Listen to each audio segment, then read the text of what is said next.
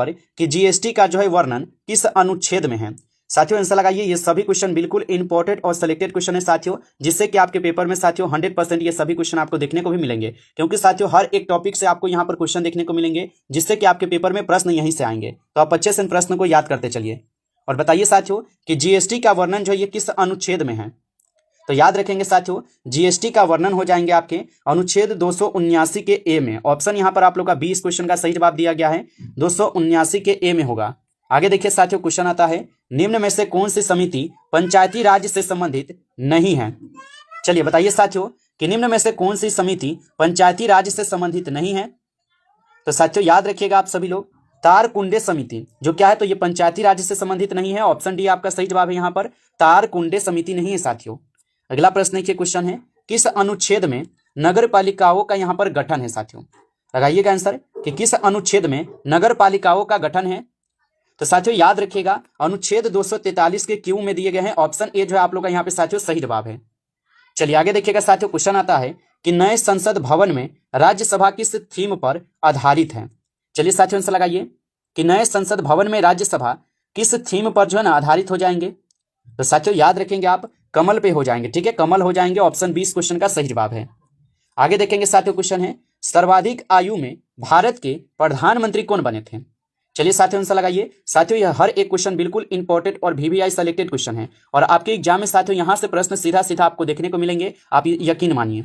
और बताइए साथियों कि सर्वाधिक आयु में भारत के प्रधानमंत्री कौन बने थे। तो साथियों याद रखेंगे, मोरारजी देसाई हो जाएंगे। ऑप्शन सी लगा रहे हैं तो सही जवाब है मोरारजी देसाई होगा। आगे देखेंगे, प्रश्न है कि चपनाला झील किस राज्य में साथियों स्थित है। बताइए कि चपनाला झील किस राज्य में स्थित है। तो चपनाला झील जो है साथियों ये आपके हो जाएंगे असम राज्य में। ऑप्शन सी आपका सही जवाब है साथियों, असम राज्य में। आगे देखेंगे साथियों, प्रश्न आता है कि फादर ऑफ ग्लोबल वार्मिंग कौन है। बताइए कि फादर ऑफ ग्लोबल वार्मिंग कौन हो जाएंगे साथियों। तो फादर ऑफ ग्लोबल वार्मिंग जो है साथियों यहाँ पर कौन है, तो जेम्स एडवर्ड हैंसन हो जाएंगे। बिल्कुल ऑप्शन ए लगा रहे हैं तो आपका सही जवाब है साथियों यहाँ पर 7वें नंबर क्वेश्चन का आंसर। आगे देखेंगे, प्रश्न है साथियों कि डोग खल्ला दर्रा किससे जोड़ता है। बताइए कि डोग खल्ला दर्रा किससे किसको जोड़ता है। तो साथियों आप याद रखेंगे, सिक्किम को तिब्बत से जोड़ता है। ऑप्शन ए हो जाएगा, सिक्किम को तिब्बत से जोड़ता है। आगे देखिए साथियों, प्रश्न है कि बुड्डा पेस्ट किस नदी के किनारे स्थित है। चलिए साथियों आंसर लगाएंगे, बुड्डा पेस्ट किस नदी के किनारे स्थित हो जाएंगे। तो बुड्डा पेस्ट जो है साथियों ये आपके किस नदी के किनारे स्थित है, तो ये डेन्यूब नदी के किनारे है साथियों। ऑप्शन डी को आप लोग यहाँ पे सही जवाब करेंगे, डेन्यूब नदी के किनारे होगा। आगे देखिएगा साथियों, प्रश्न आता है निम्न में से कौन सा ग्रह वलय युक्त नहीं है। बताइए कि निम्न में से कौन सा ग्रह वलय युक्त जो है ना साथियों नहीं है। तो याद रखेंगे शुक्र ग्रह। ऑप्शन यहाँ पर आप लोग का 20 क्वेश्चन का सही जवाब है साथियों, शुक्र ग्रह। अगला प्रश्न, क्वेश्चन है कि भूमिगत पाइप में रिसाव का पता लगाने में किसका जो है ना प्रयोग में होता है। तो भूमिगत पाइप में रिसाव का पता लगाने में किसका प्रयोग होता है। तो साथियों आप सभी लोग जो याद रखेंगे, सोडियम 24 यानी कि सोडियम 24 का प्रयोग होता है। ऑप्शन बी को आप लोग यहाँ पे सही जवाब कीजिएगा। आगे देखिए साथियों, प्रश्न आता है अम्लीय वर्षा का यहाँ पर pH मान जो है ना कितना होता है। चलिए साथियों आंसर लगाएंगे कि अम्लीय वर्षा का यहाँ पर pH मान कितना होगा। तो अम्लीय वर्षा का pH मान जो होता है साथियों 4.0 से लेकर 4.5 तक होता है। तो ऑप्शन यहाँ पर सी दिए गए हैं, ऑप्शन सी को सही जवाब कीजिएगा। चलिए आगे देखिएगा साथियों, प्रश्न आता है कि तना व जड़ के वृद्धि के लिए जरूरी हार्मोन है। चलिए आंसर लगाइए साथियों कि तना व जड़ के वृद्धि के लिए जरूरी हार्मोन जो है ना कौन सा यहाँ पर हो जाएंगे। आंसर लगाएंगे आप 13 क्वेश्चन का आंसर। तो तना व जड़ के लिए वृद्धि के लिए जरूरी हार्मोन होता है साथियों ऑक्सिन। ठीक है, याद रखेंगे ऑक्सिन होगा इस क्वेश्चन का आपका सही जवाब, याद रखेंगे। अगला प्रश्न आता है साथियों, भारत का पहला हरित डेटा सेंटर कहाँ जो है ना साथियों स्थापित किया गया है।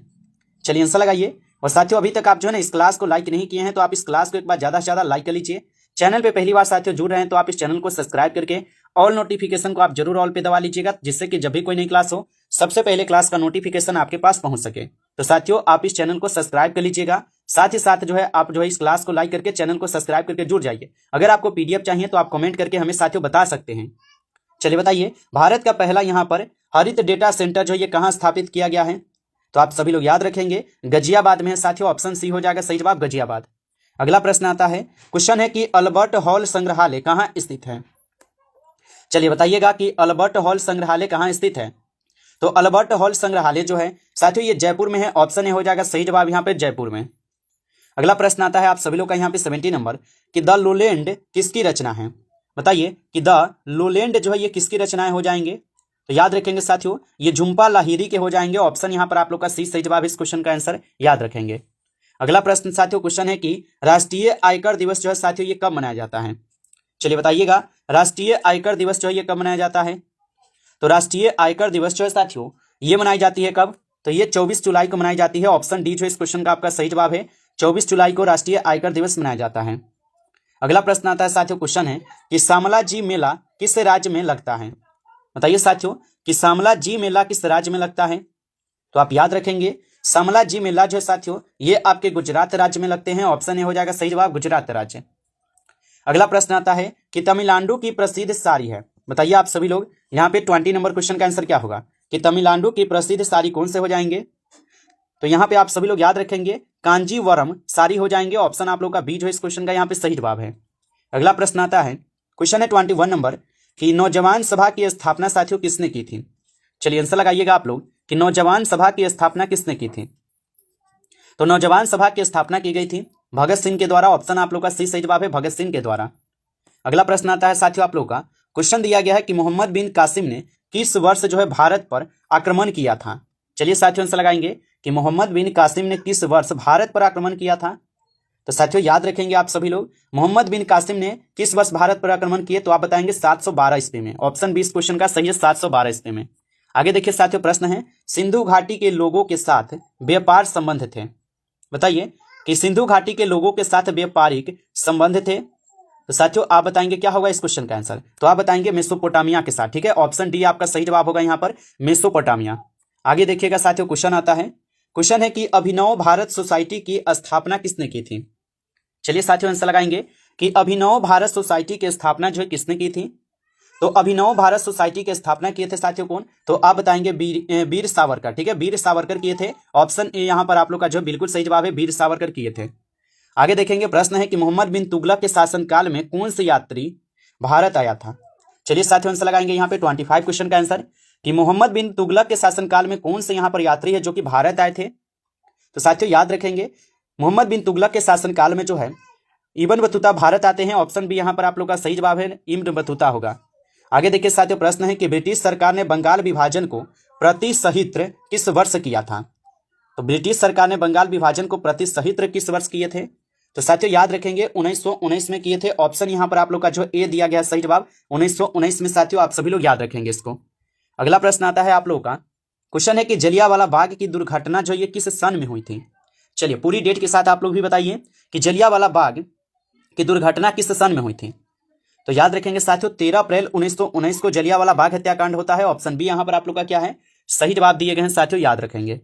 अगला प्रश्न क्वेश्चन है कि 1911 तक बिहार निम्नलिखित में से किसके अंतर्गत था। बताइए कि 1911 ईस्वी तक बिहार निम्नलिखित में से किसके अंतर्गत था। तो साथियों याद रखिएगा आप सभी लोग ये थे आपके बंगाल महाप्रांत के अंतर्गत। ऑप्शन ए जो है यहाँ पर आप लोग का सही जवाब है बंगाल महाप्रांत के अंतर्गत। अगला प्रश्न क्वेश्चन है साथियों कि अलीगढ़ मुस्लिम विश्वविद्यालय के संस्थापक जो है ना कौन थे। चलिए साथियों बताइएगा कि अलीगढ़ मुस्लिम विश्वविद्यालय के संस्थापक कौन थे। तो अलीगढ़ मुस्लिम विश्वविद्यालय के संस्थापक थे सर सैयद अहमद। ऑप्शन यहाँ पर आप लोग का बी दिया गया सही जवाब यहाँ पे साथियों सर सैयद अहमद हो जाएंगे इस क्वेश्चन का आंसर। चलिए आगे देखिएगा साथियों प्रश्न आपका आता है कि चोरी चोरा कांड जो है ना ये किससे संबंधित है। चलिए साथियों बताएंगे कि चोरी चोरा कांड जो ये किससे संबंधित है। तो चोरी चोरा कांड जो है साथियों ये आपके असहयोग आंदोलन से संबंधित है। तो ऑप्शन यहाँ पर आप लोग का जो है ए इस क्वेश्चन का सही जवाब है असहयोग आंदोलन से। अगला प्रश्न क्वेश्चन दिया गया साथियों आप सभी लोगों का कि प्रथम विश्व युद्ध के दौरान भारत में लोकप्रिय होने वाला आंदोलन था। बताइए प्रथम विश्व युद्ध के दौरान भारत में लोकप्रिय होने वाला आंदोलन कौन सा था। तो साथियों याद रखिएगा आप सभी लोग होम रूल आंदोलन हो जाएगा। बिल्कुल ऑप्शन सी यहाँ पे सही जवाब है होम रूल आंदोलन होगा साथियों आप सभी लोग याद रखेंगे। अगला प्रश्न क्वेश्चन दिया गया है आप लोग का कि भारत में खोजा गया सबसे पहला पुराना शहर जो है ना कौन सा था। चलिए साथियों आंसर लगाइए कि भारत में खोजा गया सबसे पहला पुराना शहर कौन सा था। तो याद रखिएगा हड़प्पा था साथियों। ऑप्शन बी यहाँ पर यदि आप लगा रहे हैं तो आपका सही जवाब है हड़प्पा होगा।